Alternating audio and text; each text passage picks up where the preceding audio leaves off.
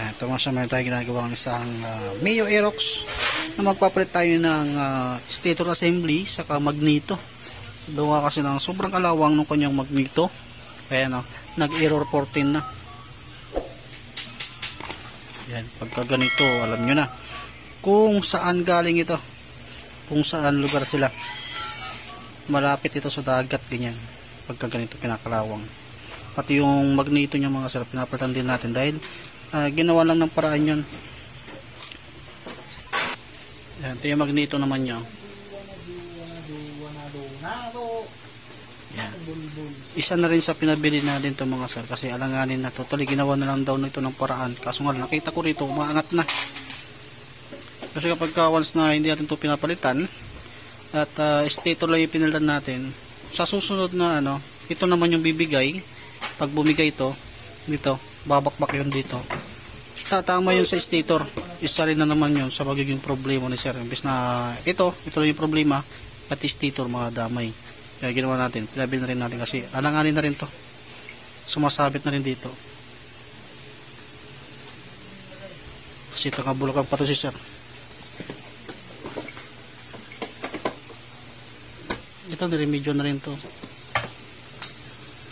Kaya dapat kapag malapit kayo sa dagat o sa Bulacan, dapat ito pinupunasan nyo ng langis para hindi bakbakin ng kalawang. Makikita nyo rito sobrang kalawang.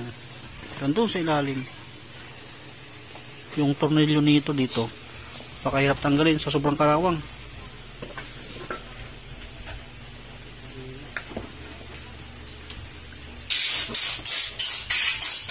Pagka nag-error 12, yan, ito na yun, stator na. So, bakbak na.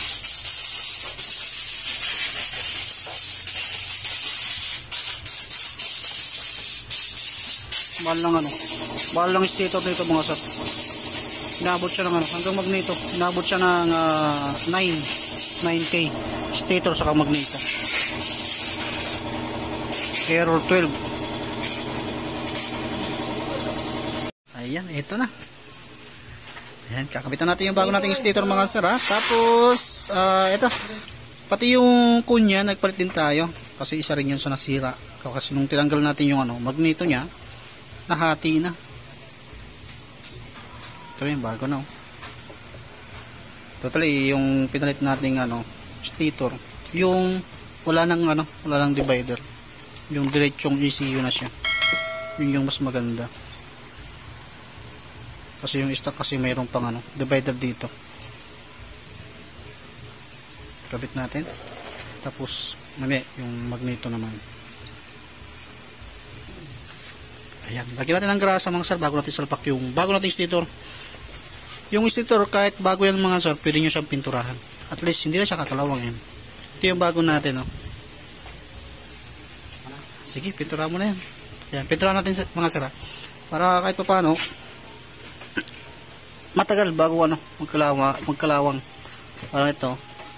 Kaso nga lang medyo huli na nung napinturahan. Tingnan niya mga sir. Sobrang kalawang ng kanyang chassis.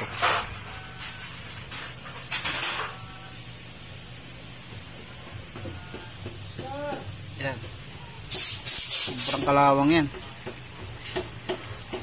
Kapag nalubak ka lang napakalalim, hindi ka na kumbaga di ka na magtataka kung bakit tumataas yung monobila or bumababa yung monobila mo.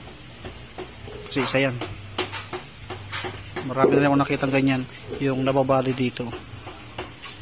So, sobrang karawang.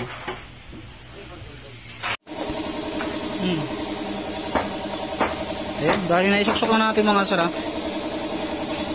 Yung wire ng ating stator pinadaan natin sa ilalim. Sa ibabaw pala, galing pala ibabaw kasi mahaba. Tapos babalik natin yung kanyang clearings at yung magneto waiting tayong matuyo para may balik na natin. Tapos lalagyan natin ng grasa dito para sa susunod yung magkakalas hindi mahihirapan. Ito mga sir, ito yung kanyang magneto, pininturahan na rin natin. Silver yung ginamit natin para kapag ka nag-timing ka, makikita mo kagad yung markings.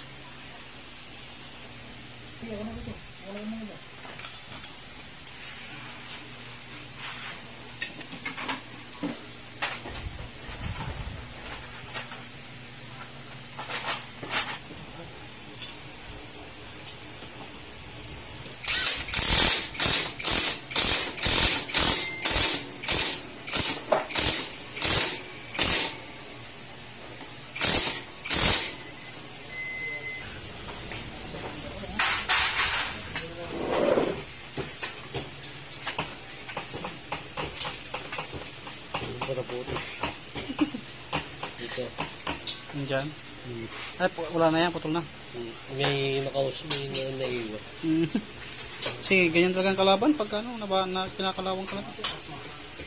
Bumili akong gulong. Nakaputol na. Oo.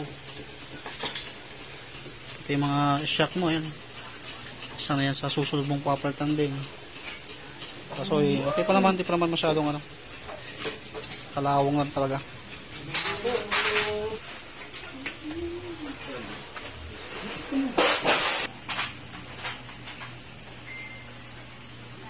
Busing, ilaw nga busing. Yan ay tuloy si Obe. Eh, bilis-bilisan mo na dyan. May session pa tayo mamaya. Agano? Session. Ikaw lang. Pagmigon ng alak yan. Yung mga pinaltan natin mga sir. Error 12. Ang ino, engine nga, sinasabaw ko sa kanin eh. Yan. Yung 42 yun sa speedometer. Ayan, maandar na. Kaso nga lang, yung narinig yung parang kakaibang tunog sa muffler yan dahil sa kalawang nabutas na. Yan. Meron pa siyang check engine na kasi yung sa speedometer niya mga sir, yung error 42. Pero yung 12, ayan, natanggal na natin. Kasi maandar na. Kasi dito sa ating mga sir, hindi na maandar.